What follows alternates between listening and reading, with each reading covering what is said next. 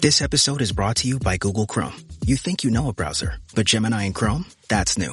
It can help you with practically anything on the web, like restoring a vintage motorcycle from a 50-page restoration blog, or finally break down that long article you've had open for weeks. Gemini and Chrome is here for it. Ready to make anything online make sense? There's no place like Chrome. Check responses, setup required, compatibility and availability varies, 18+.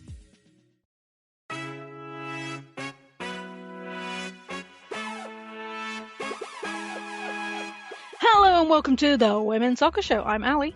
And I'm Sarah. And I sound sick.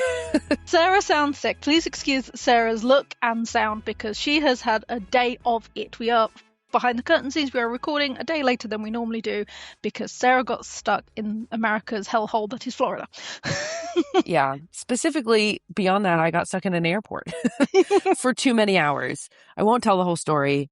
Let's just say I arrived. I was on the plane. I was sitting there for an hour and a half. Got off the plane, was sitting there for an hour and a half. It was canceled. Ran across 3 terminals to make another plane that was departing in 45 minutes that I hopped on. I was like, oh my God, I'm doing this. It's going to happen. The moment I get there, it's delayed for 2 hours. I was like, that's okay.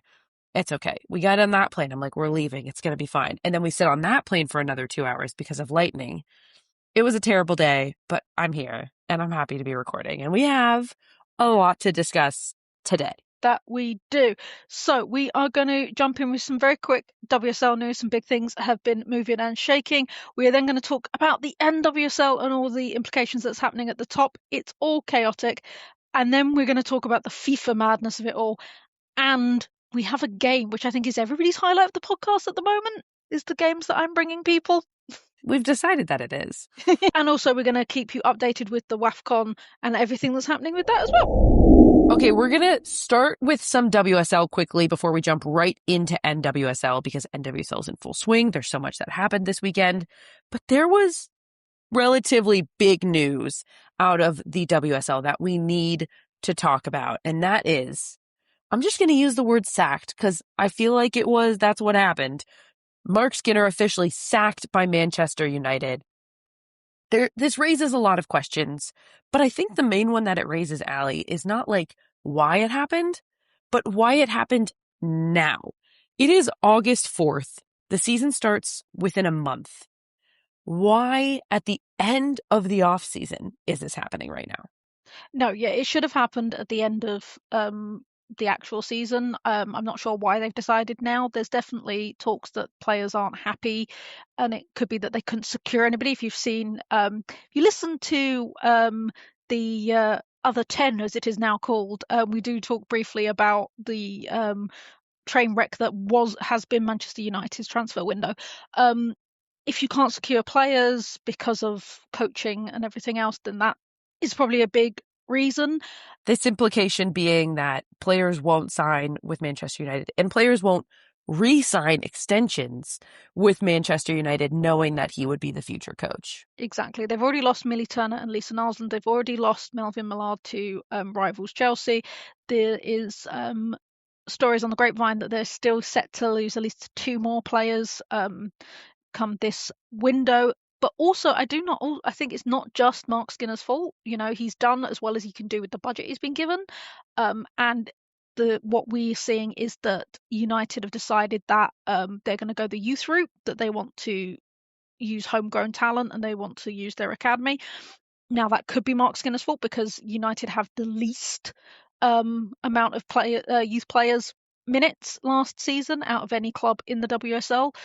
That could be his decision. That could come from the club. It also, we've said this before, the club don't back the women's team. Honestly, I think if they could get away with getting rid of it without backlash, they would, because it is just not a priority for Sir Jim. And you see that with the things that they've had to put up with, which includes having to share their changing facilities and be moved to St George's Park when the men's went down. And I wouldn't be surprised if they lost bigger talent by the end of this upcoming season, because if they're only going to focus on the youth coming through, they're not going to be, cementing that formation. That implication being, are you implying something about Ella Toone, whose contract is up at the end of this season? Let's just break it down that way. Maya Letizia, Fallon Tallis-Joyce, and Ella Toone's all contracts are up at the end of next season, and they could lose all 3. You know I've made this joke before, but I feel like I should make it again. You know who would be a great coach for them to bring in? Casey Stoney. Sorry, United fans. I have to say it. You let her go. And honestly, United should never be forgiven for that. That's just my opinion. She was given the keys to the castle. She was building a fantastic empire. And so sorry, you let her go. Your fault. It's a lot of things. It's never good when a coach gets fired. I feel like this was coming for a long time. You've talked about this for many years now. And while I hate that it has to come to this with the players, it's nice to see that the players do have some power in this. All right, final news out of the WSL. It's like somewhat confirmed, but it's confirmed because it's confirmed that the Barcelona board has approved the signing of Manchester City midfielder Caroline. And what a blow to City this would be. Do you know what it is and it isn't? Oh, come on. She was huge. No, listen, she's a huge force for them. She was a huge player for them, absolutely. However, it is giving, and I've spoken to some City fans, it's giving Chloe Kelly vibes, which it doesn't matter how talented the player is. If they don't want to play for you, they're not going to play for you. So if they didn't approve this transfer, they would have had a player that probably wouldn't have done very much to force a move. So to be honest, yes, it is a huge loss for Man City, but it's better that they got some money for her and sent her to a club that she wants to play at than just have a player on the bench that's not going to do anything because they don't want to be there. Yeah. It's always better to get money for a good player. Yeah. Fair enough. And it's been hinted for ages, she's been wearing like she's got her hair done that's got the Barcelona colours, though somebody did joke saying, guys, you've got it all wrong. She's going to Crystal Palace. That's pretty good. And she's had the nails. So you know what? Fair play to her. I think it probably will be a better fit for her in Barcelona. And it's a player Barcelona need considering the exodus they've had this time round. So good luck and Godspeed. Let's move it along to the NWSL. Because the NWSL is in full swing. There were some big matchups, big top of the table matchups, big bottom of the table matchups, big matchups all together this past weekend.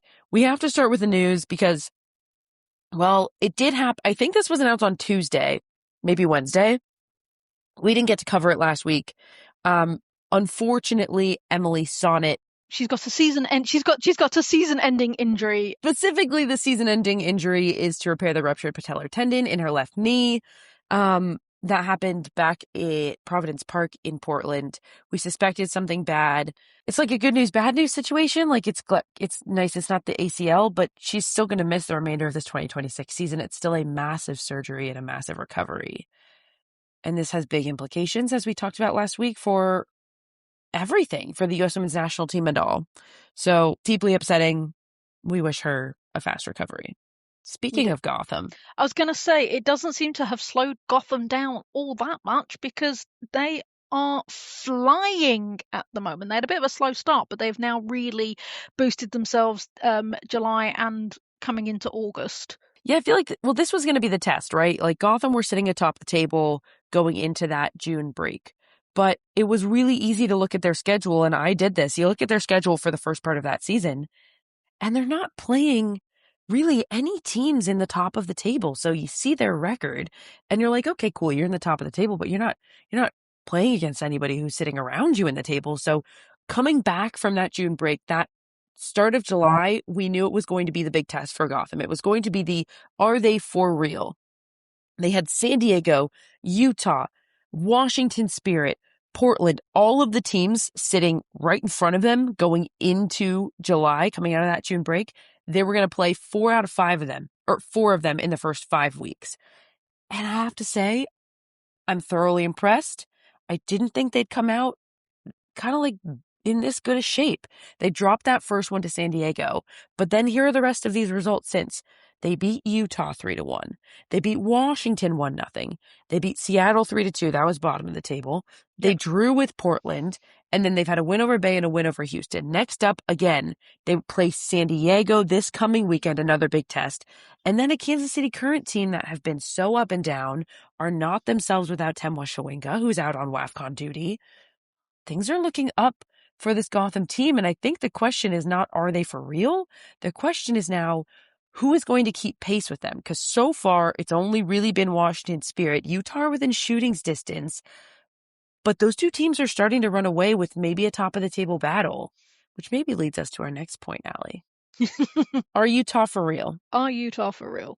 This is a question. Firstly, I just want to quickly go back to Gotham, which is whoever decided that Sam Kerr should take a penalty, you need to have your coaching credentials taken off of you, because Sam Kerr is not a penalty taker and you have multiple penalty takers on your team.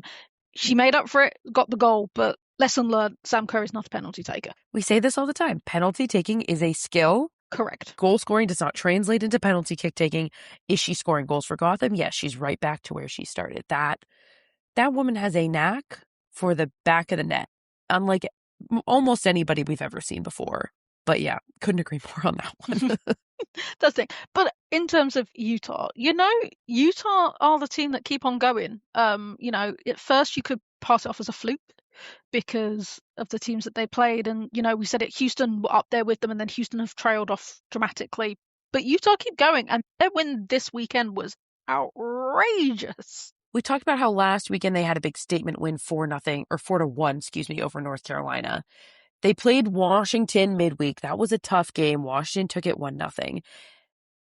And then they come back.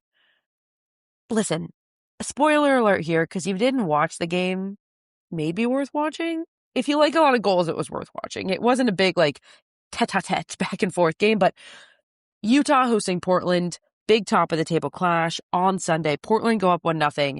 And I think that's when a lot of people started being like, okay, this is going to be the start of the end for Utah. They just lost 1-0 to Washington.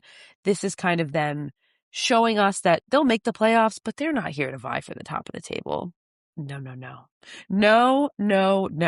Cece Kaiser with a brace. Brecken Mazingo with a beautiful goal. Kiana Palacios with a great goal. And then the center back, Kate Del Fava, to finish it off. They win 5-1 over the Portland Thorns. Okay, I know I was wrong about racing. You know what I was right about? This team right here, Utah. Everybody keeps saying this is the week they prove to us that they're not for real. This is the week. Listen, how long is it going to take for this team to get the respect that they deserve? They are a top of the table team. They've proved it over and over and over again in this season. We are more than halfway through this season. And they are sitting in third place. They are 3 points behind Washington Spirit. They are 4 points behind Gotham FC in the number 1 spot. This team is for real, and it's time everybody starts taking away that doubt. Jimmy Kuhnratz has done an impeccable job with this team. This is a great example of playing the long game, and it's paid off. Well, I have this question for you, because you say, are they for real? And people need to put the respect on that. Does one season make them for real? Because they're for real in this season. I was going to say, because we let's clarify this, because it's a bit like Orlando were for real for a season, and then they've sort of tailed off. So, yeah, is the test if it's consistent and constant, or the test is for sure a year on year on year. Can you compete on a yearly basis with a team like Gotham that's in it all the time, with a team like Washington Spirit that's in it all the time, with a team like San Diego Wave that are in it all the time? Can you do that? That's the real test. Have they proven themselves for this year? Definitely. What I love about this Utah team, it's kind of like a team of underdogs that have been put together. And I'll say it right here. I think Kate Del Fava deserves a nod for the U.S. Women's National Team center back role. I know we're into that final year, but an injury to Emily Sonnet, there have been a lot of injuries across the center back role. Maybe just bring her in, see what happens. It's worth a shot. Do we need to talk Portland? They're a little inconsistent, because 1 minute they're up there and they are, fighting, and you think they're going to get the whole shebang, and then they lose 5-1 to Utah. Portland have won 1 of their last 5. They've won 1, lost 3, and drawn 1. And like you said, this is a Portland Thorns team that kind of shocked everybody at the beginning of the season. A brand new coach. Nobody expected too much. They come out. Olivia Moultrie's been on fire. They get Sophia Wilson back. It's been fantastic for them. But the problem isn't really the scoring of goals, right? They beat Racing 4-0. They lost 2-1 to Denver Summit. They drew 2-2 with Gotham. Actually, maybe the problem is the scoring. I take that back. For as many opportunities as this Portland Thorns, obviously there's a problem in the back line because hasn't been. When was the last clean sheet? It was July 5th against Racing Louisville. This is it. I don't think it is a problem scoring because I'm looking at It's both, I think, though. Well, if you look at the goals for, they have got the second highest in the third highest in the league. So it's not goal scoring at all. But they've also got some of the worst goal difference in terms of conceding, and it's not all on the goalkeeper. But having watched many a season, watching Mackenzie Arnold do what Mackenzie Arnold does, I feel for you, Portland. You're allowed to say that because she played for West Ham, for the record. Okay, so yeah, okay. I feel for you, Portland, because I had to sit through that too. So it's not all on the goalkeeper, but it is defensively. They are weak.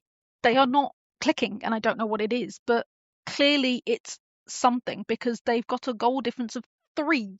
They have only scored 3 more goals than they have conceded. And it's weird because it's something that has changed, I feel like, in this second part of the season. A lot of clean sheets kept before that June break. Shut out Bay. They shut out Angel City. They shut down Chicago. They shut out San Diego. They shut out Kansas City. Lots of them kept before that June break. The only one since then has been that Racing Louisville 4-0 win. I say the goals on the other end too. I know that the numbers indicate that they're scoring, Yeah. but for how many chances they're creating, for how dominant they sometimes can be, this Utah game aside, because they were not dominant. But for the other games, for example, I mean, even that Seattle Reign 2-0 loss for Portland, they were creating. They were playing well. They just couldn't find the back of the net. So, yeah, Portland looking more like a team that might vie for a playoff spot in those bottom spots, 6, 7, 8, but maybe not a top of the table contender. We won't discuss it, but I will say Racing Louisville getting a win, massive. So happy for Bev Yanez. I think everybody who watches the NWSL, sorry Chicago, was rooting for Racing in that moment. So happy for them. And then the 2 games, you get to pick which one we comment on more. There was a top-of-the-table clash. San Diego showed up and took down Washington Spirit, a tired Washington Spirit, a depleted Washington Spirit with 5 players at AFCON. That's a lot. Also having played 3 games in 6 days, Washington Spirit, that's tough. And the one you were most excited for, the battle of the inaugural teams. I like my battle of the inaugural teams because what can I say about San Diego, Washington, other than the fact that, sure, it happened. San Diego showed up. This was a team that I was ready to give up on. Not give up, but I was like, they looked like they had no chinks in the armor. And then since June break, they haven't showed the same. This was a big statement win for San Diego. Wave to say, hey, we're still here. We're still a top of the table team. And we are still the same. That's all I have to say about that game. That's fair. But my battle of the debutantes, I loved it. I'm really excited. Denver are going strength from strength. They are strengthening again. They've just signed Gemma Bonner from Liverpool, which, it's a huge signing. Nick Cushing is getting the gang back together. He's got a lot of his City cronies from, both in backroom staff. You've got Karen Bardsley as the goalkeeping coach. You've got Alan Manahan, who's his assistant. Even Janine Sonis, exactly. So can I just share one little tidbit? Oh, you finish. Nick Cushing told a really cute story about Janine Sonis. He was talking about her as a leader because she was wearing the captain's armband before Lindsay Heaps got there. She is still a big leader on this Denver Summit team. And he was talking about her as a leader. And he was like, it's funny because when I had her at Manchester City, she never talked. She turned up to training, silent, didn't speak, trained, left, never spoke. And now she's like this grown up. She's come into herself. She's a great leader. She's a vocal leader. And it was just so funny to hear him talk about like a little Janine Sonis who just turned up to training, did not speak, just trained and like went home. That's really adorable. Yeah, speaking of adorable, also with that game, there's a video that's gone viral of a young Denver Summit fan who, like Carson Pickett, is missing part of their arm, and they had a beautiful moment. And again, it's that thing of if you can see it, you can be it. And I just thought that was adorable. I also might have teared up at that video as well. Only thing I'll say and add on about this Denver-Boston game is that I think a 1-1 draw is fair. Yes. I think if I'm Denver, I'm really disappointed. There were so many chances creating, and Nick Cushing said it himself in the postgame. So many crosses peppered into the box, just peppered in. Nobody on the other end who's fighting for it. There were some great balls driven in from the side from Io Kay, from Janine Sonis, from everybody, and just nobody really who seemed like they wanted it enough in the box. I think they're still getting used to playing with Lindsay Heaps, who delivered so many great balls through. They couldn't really capitalize on them. Also, for the record, if you're peppering balls into the box, I think Lindsay Heaps is maybe a good target. Maybe just aim for her. 3 points at home would have been big for the Denver side. It's game time. Like I said, everyone's favorite new segment for this summer series. And I am bringing back an old favorite, as in the one we did last week, mainly because I want to see Sarah and Mike sweat. So we are doing football noughts and crosses / tic-tac-toe. Again, I have been slightly nicer in the fact that I have played this myself, and I can guarantee you will know every single player that would fit in the box. They may not necessarily be the most famous, but you will know them. And if you don't know them, then that's on you. Can I say I had a stress dream about this last night?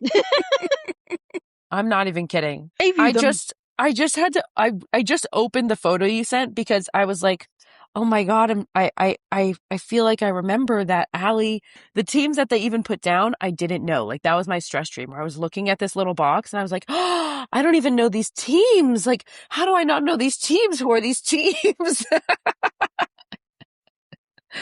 So I just had to look at it to be like, no, it's okay. It's okay. It's not, that's not what it is. And like, I've been so nice that I've picked so it's WSL and NWSL teams, and I picked the 3 WSL teams that we all support. So therefore you should know this.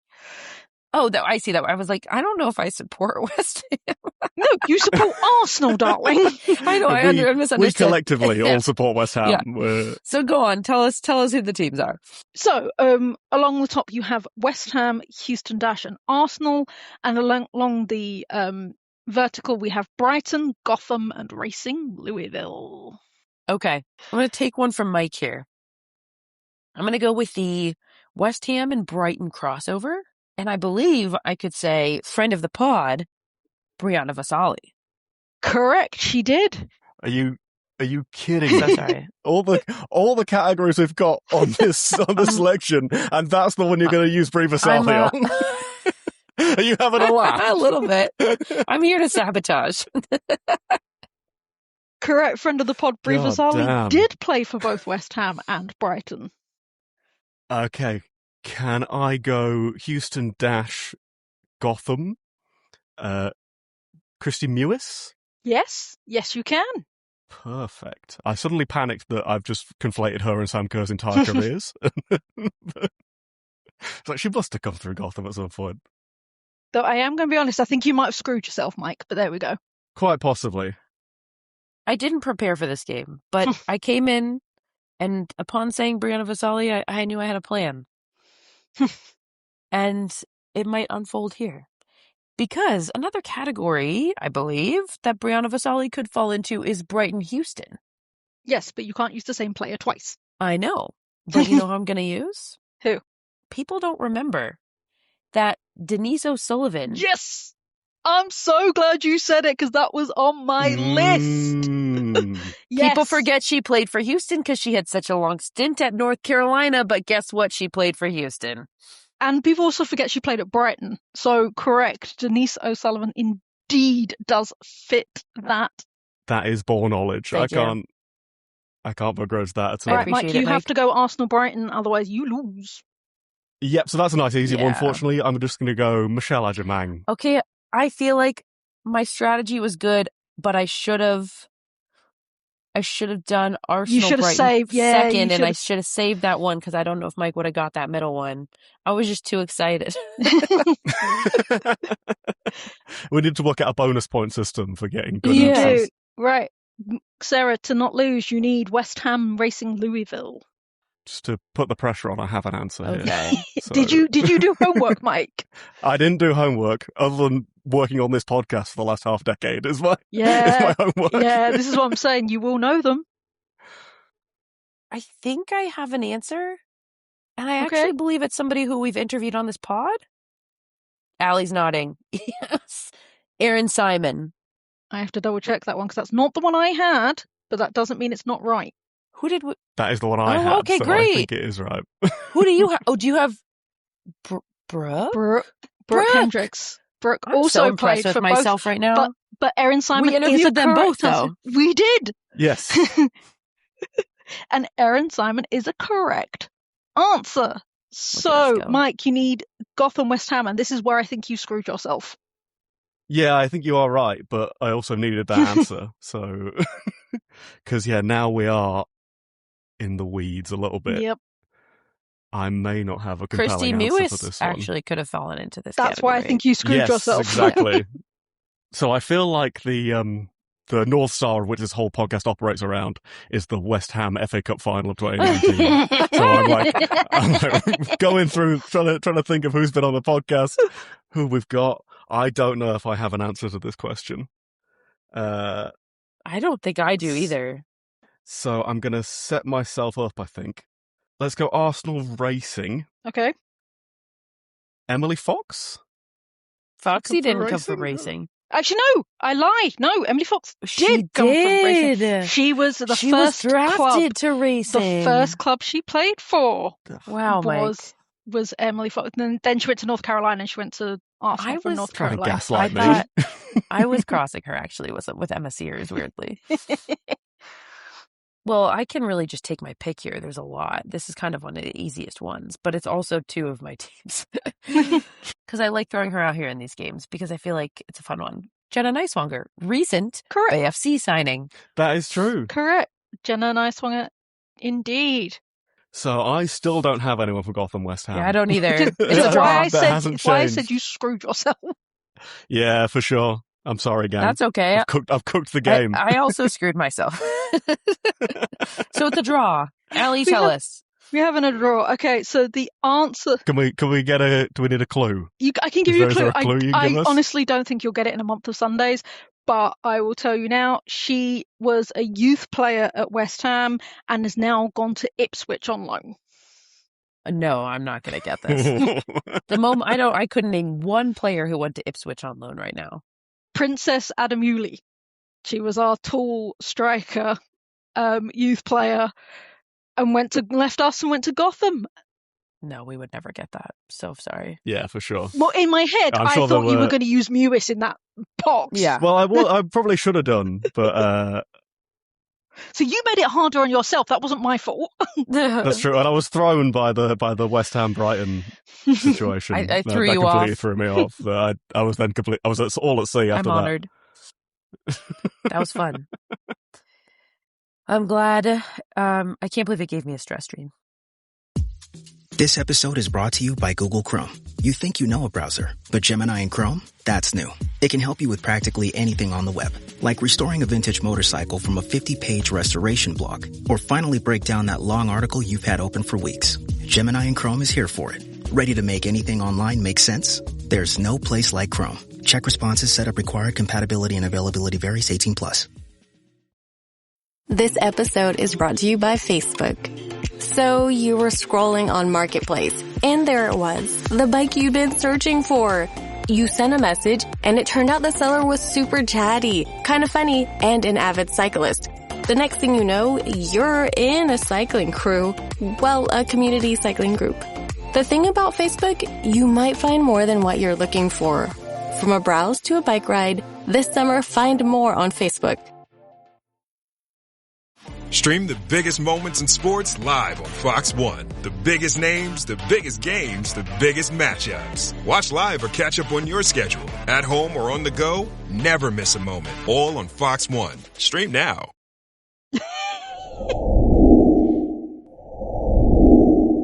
Now to some international news, and it's sort of men's football, but sort of not. So it's been in the news as men's football, but it has implications for the women's game, which nobody's talking about. So it's delightfully titled as World Cup Nonsense, which is... Thank you. FIFA, and I say FIFA, it's specifically Infantino, let's be honest. Yeah, Gianni Infantino. Because he will make so much money if this goes ahead. Or should we say Gianni Infantino and friends? Yes, exactly. So the Times broke a story last Tuesday, which is that he wants to create a 20 billion commercial subsidiary called the FIFA Forward Enterprise, the FFE, with JP Morgan to sell minority stakes of the World Cup to private investors. Yeah, we're going to do a quick recap of this because I'm guessing anybody who listened to this pod has also been following this in the news and so we're going to do a quick timeline recap, but we're mainly also going to talk about how this would implicate the women's game because nobody's really discussing that. And there was a moment where we were like, does this mean ? No European teams are coming to the World Cup next year? So obviously there was immediate backlash. UEFA and all of its 55 member nations absolutely slammed the proposal. They said, quote, none of us are the owners of football. It's not FIFA's to sell. UEFA then had an emergency meeting, voted to boycott all future men's and women's World Cups, which I don't think was very clear in the statement, at least the one that I read. No, it was not. So everybody was like, oh no, the women still get to go ahead. And it was like, no, because not only do we have Brazil next year, but there is a youth World Cup that is happening this year, the under-20s, and that would have been the first victim to this strike if it had happened. Yeah, I think this was the moment where I know we were all texting each other like, does this mean what we think it means? Because we're only talking about the men's game right now, but like if UEFA is boycotting, then UEFA is boycotting. And for the record, can I just say thank you to UEFA? Thank you. And I'm not online, but the best thing I saw was, do you know how bad something has to be for all European nations to unanimously agree on it? Yeah. So true. CONCACAF expressed a strong opposition, not enough in my opinion. The Asian Football Confederation also backed UEFA and CONCACAF. And then suddenly Infantino's senior advisor and former U.S. Soccer Federation president, Carlos Cordeiro, who anybody who watches the U.S. Women's National Team will remember, he was the president of U.S. Soccer when the U.S. won in 2019. There's a big famous moment because that's when we were really vying for equal pay, and he didn't give it to us. So he resigned in protest. Personally, Allie, I think this is just a political stunt by him. I think he wants power. He wants people to see that he's against this, and he just wants Infantino's job. Yep, that would make sense to me. All of this just seems to be a lot of who can get more political power and quicker. So there has been massive global revolt, which is going to fracture international football as a whole if this keeps going. So he pulled the plug, stating he was no longer interested. However, it was reported he was going to make 20 million personally if this deal had gone through. So if there was ever a questioning why he decided he wanted this. However, he now is trying to meet with Trump's team, including Marco Rubio, who I don't know what is his role in the government. It's not important. To try and help him sort of get the deal back on. Which is crazy. Like, what are they going to do for you? Obviously, they don't know anything about soccer, but they also... they are corrupt. Maybe they can help you with some corruption over here. Basically, that's what they were from. Because I'm like, yeah. So the inflection point I feel like here is it doesn't feel like this story is done because obviously Gianni Infantino is still in power, but everybody wants him out of power now, and it seems like we are headed towards maybe a power shift at the top of FIFA. What do you think about this, Allie? It's one of those things that I feel like FIFA is a corrupt organization regardless. We had this problem with Sepp Blatter. In fact, Sepp Blatter came out against it. And I'm like, if you are that corrupt that even Sepp Blatter has come out and said he's against you, it says a lot, really. And it's poisoned within. So whoever they get is going to be just as bad. Yeah, it's going to be just as corrupt for sure. It's giving me the Spanish Federation after what happened after the World Cup. And they just replaced people within the same vine.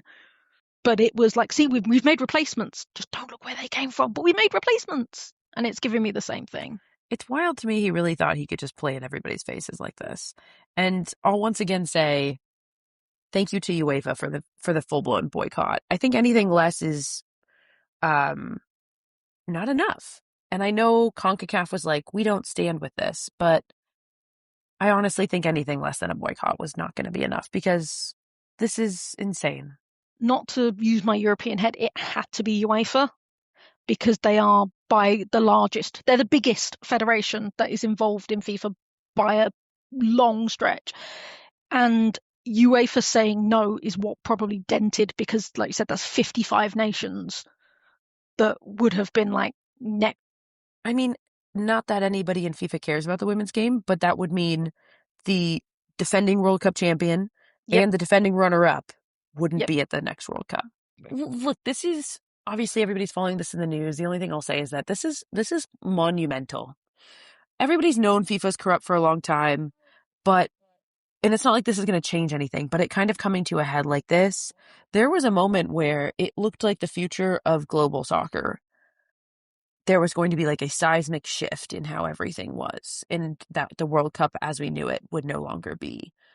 And that was massive. And it's not, in my opinion, fully out of the clear yet. So we are going to finish off this episode with a rundown on the AFCON because it is crazy, specifically Group C. Group C is wild. You know, we called it the Group of Death in our preview, and we are not wrong. I feel like we jinxed it, Allie.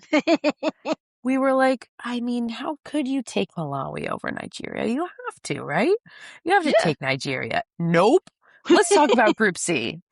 Yeah, so in a absolute wild game, Malawi took down Nigeria in the first game 3-2, which is insane. I believe it was Tim who just like messaged our group chat and went, Malawi won, and we went, what? Yeah, one of the least expected results. Absolutely. Nigeria then had to take on who was probably the second favourites, which is Zambia, who were coming off of a 6-0 win over Egypt. So Nigeria needed this win in order to stay in contention. Otherwise, they were out in the groups, which nobody would have expected. Yeah. And a big game for that. It was a wild one. Asisat Ashwala scored in the 8th minute for Nigeria. But then in the 40th minute, Demahin was sent off for Nigeria. Nigeria had to play the remainder of that first half and the entirety of the second half with 10 players, but they held on. They got the 1-0 win, and they got the 3 points, because without those 3 points, they might have been down and out. So now match day 3, which is happening on Tuesday, which if you're listening on Wednesday when this drops, will have just happened. Go check in on the scores.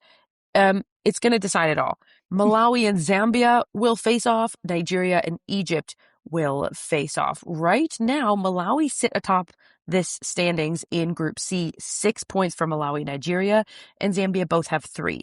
The top 2 advance, but the best 2 third-place teams also advance. So there is a chance we get to see all 3 of these teams in the knockout round in the quarterfinals. Utterly. Absolutely wild. Shall we talk about their other groups, how they stand? Because I know some people are having trouble following, just based on how tough it is to watch. Yep, no, absolutely. So currently in Group A, no surprises there. Morocco are currently topping the group. They've qualified as things stand. They have won twice and drawn once, and then Algeria are also going through with 6 points. They won twice, but lost one. Senegal right behind with 4 though. Yeah, good on Senegal. Like they kept it right up. Group B, Ivory Coast sit atop the table, but this group is kind of all for the taking. Ivory Coast with 4 points. Burkina Faso and Tanzania, both with 3 points right below them. South Africa look pretty down and out, just 1 point at the bottom of the group, but Group B really up for the taking. Yep. And then finally, Group D, Cameroon are currently atop the table with 6 points. Both Ghana and Mali have 3 points each. And unfortunately, debutantes Cape Verde are currently down at the bottom with 0 points. But Mali, also debutantes, getting their first ever win in the Women's Africa Cup of Nations, getting their first ever points. You love to see that. Yes. Okay, final news we should have dropped at the top. Allie, housekeeping news. Housekeeping news. So, as we said, this is the summer series, so we are going to take a little break because, you know, it's summer here in the UK. I need to go enjoy the sunshine. No, that's not why, but we're just taking a brief break. We'll be gone for 2 weeks, but don't fret, we will be back in time for previewing the beginning of the WSL, catching you up on all of the NWSL madness, as well as all of the European leagues that will be kicking off very shortly. Yes, so we return the week of August 24th, so that Wednesday the 26th, you will have us back. We are mainly sad because this means we're going to miss getting to cover the final of the WAFCON Cup, but we had this scheduled a while out. WAFCON got rescheduled. We're very upset about it. Everybody, please go tune in. The final is on Sunday, August 16th on beIN Sports in the United States. I'm not sure what's happening over there. All right.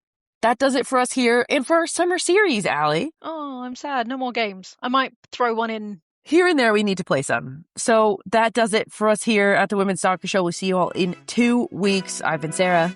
And I've been Allie. Thanks, everybody. Good night.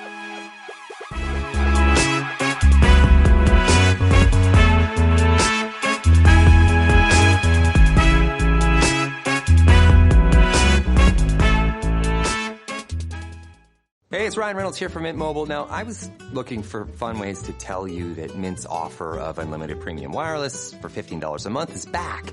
So I thought it would be fun if we made $15 bills. But it turns out that's very illegal. So there goes my big idea for the commercial. Give it a try at mintmobile.com/switch. Upfront payment of $45 for 3 months, $90 for 6 months, or $180 for 12-month plan required. $15 per month equivalent. Taxes and fees extra. Initial plan term only. Greater than 50 gigabytes may slow when network is busy. See terms.